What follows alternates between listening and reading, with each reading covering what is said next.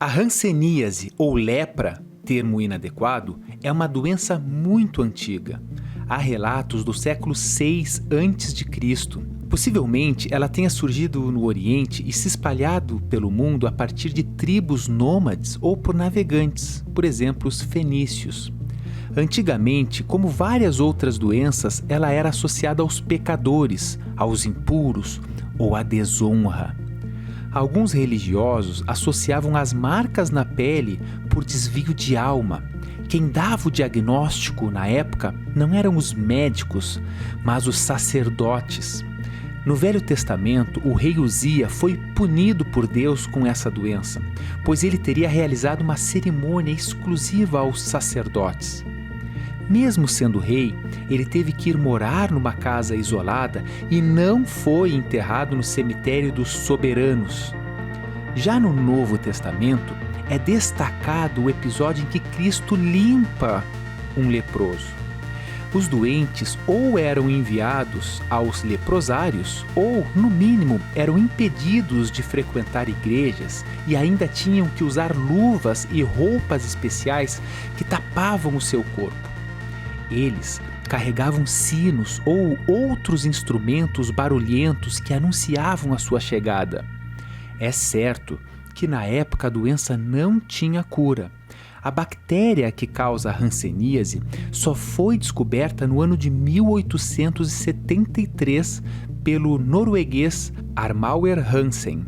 E as crenças preconceituosas foram afastadas. Mas, infelizmente, o preconceito e a falta de informação ainda estampam de forma muito triste a nossa sociedade, o que muitas vezes acaba afastando as pessoas doentes da busca pelo tratamento. Hoje, a hanseníase tem cura.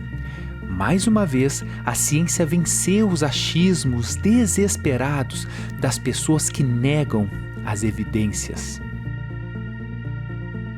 Se você ainda não me segue no Instagram, vai lá. E se quiser o conteúdo completo de biologia para vestibular e Enem, acesse a minha plataforma. O link está aqui na descrição do vídeo. Uma boa aula! Fala pessoal, tudo certinho? Bem-vindos a mais um vídeo e hoje vamos falar de um assunto muito importante que é a doença chamada de hanseníase e obviamente também conhecida por lepra, só que lepra é um termo em desuso, é um termo inadequado, porque imagina só, cara, que doido, é uma doença extremamente antiga, uma doença milenar. E obviamente foi um grande estigma na sociedade para aquelas pessoas que sofriam com a hanseníase antigamente, também hoje. Essas pessoas sofriam um preconceito gigantesco, eram chamados de leprosos e eles eram isolados da sociedade. Então, a gente vê que a ciência sempre acaba vencendo, o conhecimento acaba vencendo. Antigamente achavam que era um castigo de deuses, te castigou porque você é um pecaminoso, aquele negócio todo. Obviamente que mais recente, bem mais para cá, descobriu que não tinha nada disso, era uma bactéria que causava essa doença. E hoje nós devemos conhecer, porque lembre-se sempre, gurizada, o conhecimento é a melhor arma que nós, pessoas, sociedade, temos para todas as doenças. Quanto mais você conhece, mais você consegue evitar. Perfeito? Então vamos lá. A hanseníase é uma infecção bacteriana crônica. Se não tratada, ela vai a vida inteira. Claro que alguns casos de hanseníase o próprio corpo consegue eliminar, eu vou explicar para vocês com muita calma, mas a pessoa que estabelece a doença, ela fica. E aí vai, essa doença, dependendo da gravidade, pode causar lesões muito graves, que é as deformações nos nervos periféricos e amputações que a gente vê, que a gente conhece, que tem em filmes, e principalmente nos filmes religiosos que mostram lá os leprosos, né? Mas enfim.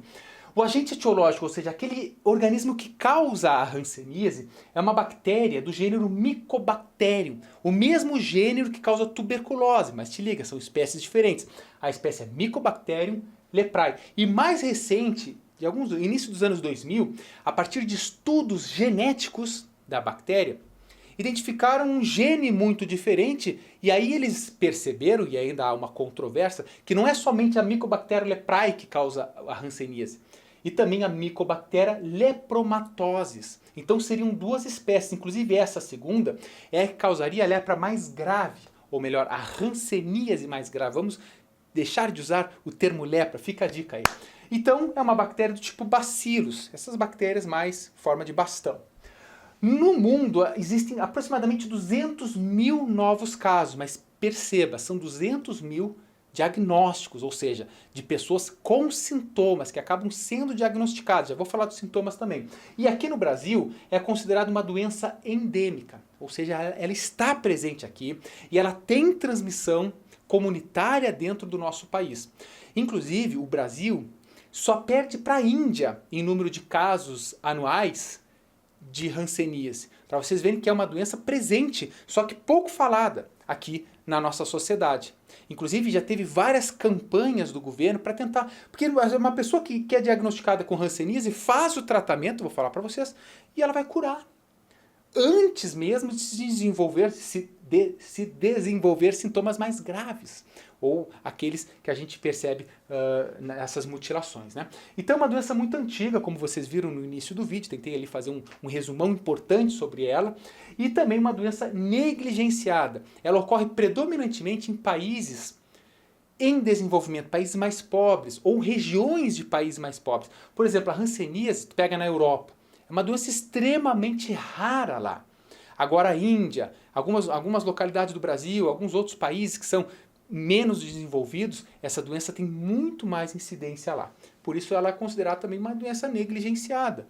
Certo? Porque se tem campanhas, se hoje tem tratamentos, poderia ter um acesso à informação muito maior e campanhas por parte do governo, não só do Brasil, mas do mundo inteiro. Transmissão, tá, professor, como é que eu pego hanseníase? Imagina uma pessoa que está doente, que está sintomática, ela pode transmitir, ou seja, ela é suscetível de transmissão para uma outra pessoa, desde que tenha um contato prolongado. Tá?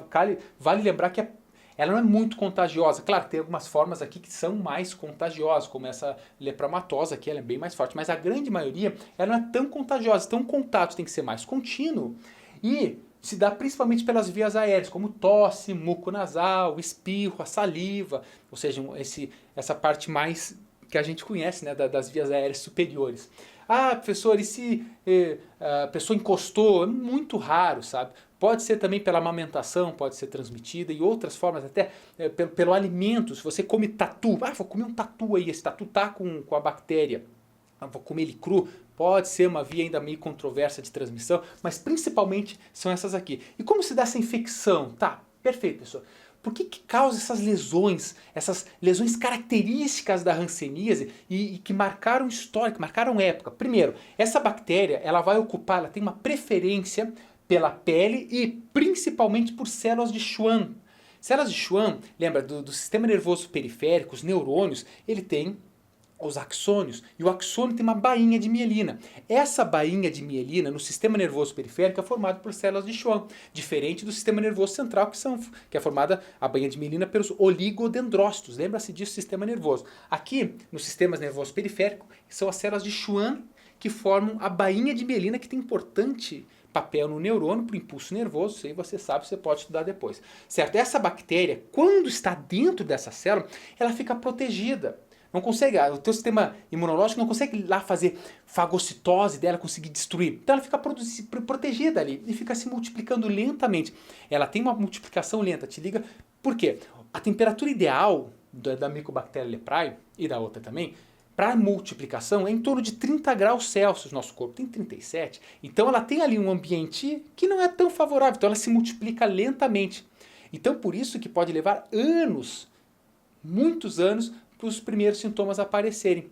Só que ao mesmo tempo que ela está aqui lentamente, ela está protegida. Então os sintomas poderão chegar, certo? Causando problemas da função neural periférica, certo? Então aqui eu falei da bainha de mielina. E quando está na pele também, o que acontece? As células de defesa, elas não dão conta de destruir essas bactérias por completo. Então elas começam a isolar. Essas células, principalmente macrófagos, começam a entrar e isolar literalmente essa bactéria para que, não vamos sair daqui, vamos isolar ela, formando esses granulomas, que são pontos de inflamação. Então eles isolam na pele, na periferia, e causa esses caroços, esses nódulos, que depois vão ter esses inchaços e tudo mais que a gente vê também nas fotos. Então, basicamente, é isso aqui. Claro, pessoal, professor, se eu vou estudar a parte imunológica, tu vai ver que para cada uma das bactérias tem um sistema diferente, envolve-se resposta humoral, a questão de defesa, tanto a inata quanto a adquirida, a parte celular. Então, é muito complicada, pessoal. A parte de sistema imune vai depender da própria pessoa, porque tem pessoas que pegam a bactéria e ela nem desenvolve sintoma, ela é autolimitada. Isso, na verdade, na grande maioria, em mais de 90% dos casos, a pessoa tem contato com a bactéria, mas não desenvolve a doença. Em outras pessoas, acaba desenvolvendo, certo? Então, dependendo do tipo que eu vou falar para vocês, existem respostas diferentes também que cada indivíduo dá frente a essa bactéria, essa infecção. Ok, classificação. Professor, pensei que a hanseníase fosse uma. Isso é hanseníase. Não, ela existe como para cada pessoa, ela tem uma trajetória diferente de acordo com o sistema imunológico, a resposta imunológica da pessoa, e isso é individual, ela vai ter progressos diferentes. Então, por exemplo, ela pode ser classificada de acordo com o número de lesões, as lesões que dão na nossa pele, que pode ser paucibacilar, quando são encontradas menos de 5 lesões na pele, ou multibacilar, quando são encontradas mais de 5 lesões na pele, ou seja, lesões cutâneas.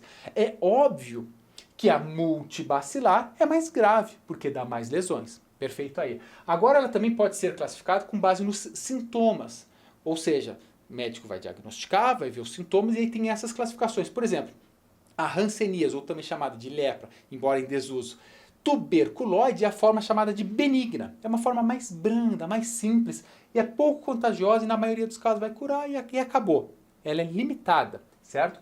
Mas também tem a de borderline, que é a mais comum de todas e ela tem uma gravidade intermediária. Já pode causar lesões mais graves, mas ainda não é a mais grave de todas, porque a mais grave de todas é a lepra, ou melhor, hanseníase, só que ainda o nome antigo é lepra lepromatosa, que é a forma maligna. Essa aqui é muito contagiosa porque a pessoa tem um grande nível de bactéria no corpo. E é essa aqui que causa deformações na pele, pode deixar a pessoa cega, amputações, a pessoa perde o movimento, obviamente se não tratar. Claro, fique sempre, professor, mas isso aí, então, antigamente, claro, aquelas que a gente via nas figuras antigamente das pessoas perdendo, literalmente apodrecendo, perdendo pedaços, justamente por causa dessas inflamações, falta de oxigênio, aí, é da forma mais grave na grande maioria dos casos. Certo? Mas então antigamente só tinha esse tipo? Não tinham todos. Só que esse tipo é a que levava a lesões mais graves. E também tem a lepra. Eu falo lepra, pessoal, porque é um nome antigo aqui. Se tu botar lepra indeterminado. Mas o termo certo seria hanseníase indeterminada. Certo? É uma forma de transição. Ou seja, a pessoa pega, normalmente em crianças, tá? Porque muitos dos casos da hanseníase, a pessoa vai ter o contato na infância. E 5, 10, 15 ou 20 anos depois que irão ou não desenvolver os sintomas. Então a forma indeterminada é essa de transição. Ela pegou e na grande maioria dos casos a pessoa vai acabar curando. Ou não. Ou vai ficar numa das formas mais graves aqui que vem mais para frente. Lembrando que são essas duas espécies. Tá? Isso há controvérsia ainda. No entanto, pesquisadores indicam que a Mycobacterium lepromatose é a principal causadora dessa aqui, que é a maligna, que é a mais grave. Professor, mas isso é muito dinâmico, pode ser que daqui a 10, 20 anos eles descubram que não são duas espécies, é uma só. Perfeito, não tem problema nenhum. E só as pesquisas são dinâmicas nesse ponto. E quais são os sintomas, professor? Será que eu estou com hanseníase? É muito importante. Lembre-se, o conhecimento é o que nos salva, é o que faz a sociedade avançar de forma linda e bonita. Então não tenha medo. Se você está com algum desses sintomas, procure um posto de saúde, procure um médico. Se você for diagnosticado com hanseníase, você será tratado, você será curado e não chegará a, por exemplo, uma forma maligna, uma forma mais grave. Você não perderá, não terá amputações ou formas muito graves dela. Então, por exemplo, manchas esbranquiçadas na pele. E essas manchas esbranquiçadas, ora avermelhadas, roseadas, assim, elas não têm sensibilidade. Então você vai ver que vai na enfermaria ali e não tem nenhuma coisa pontiaguda, mas o que o enfermeiro, o médico, o farmacêutico, sei lá, a pessoa que vai te diagnosticar, te atender, vai fazer? Ele vai dar pequenas fincadinhas do lado, você vai falar, tá doendo. Quando chega na mancha, tu vai, não sinto dor nenhuma, zero. Isso é um indicativo de hanseníase muito grave. Mas por que não sente dor? Lembre-se, ele está aqui no sistema nervoso, problemas da função neural, inflamações. Os neurônios eles perdem a capacidade de perceber o estímulo e mandar para o sistema nervoso central. Então, dos sintomas é a perda de sensibilidade. Tu não sente, aqui eu estou sentindo, na mancha, nada, claro. A informação do tato não é transmitida para o teu sistema nervoso central, para o teu cérebro, por exemplo, para que você interprete a dor. Então você perde essa sensibilidade. São sintomas característicos. Também pode dar formigamentos e pode dar os nódulos que te ligam, são os granulomas que são formados aqui pela célula de defesa. Ah, professor, só esses aqui? Não, esses são os principais. É óbvio que dependendo da gravidade, então depende da gravidade, os sintomas serão muito maiores, muito mais graves ou não. Portanto, eu poderia botar outros sintomas, como até causa cegueira, causa amputações, deformidade nos membros, poderia colocar, mas aí iria ser para formas mais avançadas, esses são os principais. E como é que faz o diagnóstico? Primeiro, por exame clínico, o médico vai te examinar. Esse aqui da manchinha do cutucão ali é um indicativo forte, ele vai ver, poxa, tem manchas brancas, tem insensibilidade, pode ser hanseníase. Aí vai fazer um teste, um exame laboratorial, que pode ser o esfregaço, a zaragatoa nasal, que é o cotonetão, ou um exame histopatológico para examinar, para ver a presença da bactéria e confirmar o diagnóstico, para então ter o tratamento, que é formado por multidrogas, diferentes antibióticos. Na forma paucibacilar, com menos de 5 filhas, normalmente 6 meses de tratamento é o suficiente. Na forma um pouco mais grave, multibacilar, mais de 5 lesões, às vezes o tratamento dura até 1 ano. Tá? Mas é importante falar, faz o tratamento que é disponibilizado aqui no Brasil gratuitamente pelo SUS. Não tem dinheiro para pagar 1 ano. Não, você vai ser tratado de graça, tá? A pessoa vai ser tratada de graça e vai encaminhar para a cura. Isso é muito importante. Olha só, se fosse há 200 anos, não, na verdade, há 100 anos atrás, antes de 1930 ali, antes de 1929, antes da invenção, ou melhor, da descoberta da penicilina, poxa, ali não tinha o que fazer. A pessoa estava doente e ia ficar doente o resto da vida. Hoje tem tratamento. Novamente, é a ciência vencendo os achismos, vencendo o estigma, vencendo o preconceito que existe, infelizmente, na nossa sociedade, não de hoje, sim de muitos anos atrás. Ok, pessoal? Então é óbvio que isso aqui é um resumão, é uma aula, embora completa, mas tem muito. Se tu começar a pesquisar hanseníase, você vai ver que se desenvolve vários e vários artigos, várias linhas de pesquisa, que elas vão mudando ao longo do tempo, vão sendo acrescentadas, na verdade, ao longo do tempo. E é isso. Tem só que fazer um registro aqui. Só que fazer um registro. Estamos aqui hoje. Que dia é hoje? Estou tão perdido. Estou perdidaço. Deixa eu ver. Estamos no dia 14 de fevereiro. No dia 8 de fevereiro nasceu meu filho. Aí está. Esse vídeo, inclusive, era para ter publicado semana passada, mas como houve o nascimento, a programação, as 40 semanas fechava dia 25, mas ele veio um pouquinho antes.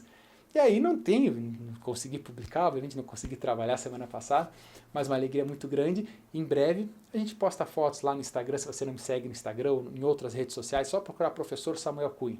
Vai lá, que eu estou muito feliz, quis fazer esse registro no finalzinho da aula, obviamente a aula já acabou, porque você que assiste até o final, às vezes a gente tem aquele contato, você manda um comentário, a gente troca uma ideia, você que me segue lá no Instagram, nas redes sociais, é importante, eu tenho vocês, o público, os estudantes, os curiosos por ciência, por biologia, com um carinho muito grande, porque é por vocês que o meu trabalho vai para frente. É o like, é a inscrição, é o compartilhamento. Então eu também tenho que compartilhar alegrias, né? Porque isso aqui é uma coisa triste, né? Uma doença triste. Mas o conhecimento é uma alegria. E outra alegria dessa semana é que meu filho está com 6 dias de vida. Aí está. Um grande beijo, um grande abraço e até o próximo vídeo. Tchau, tchau.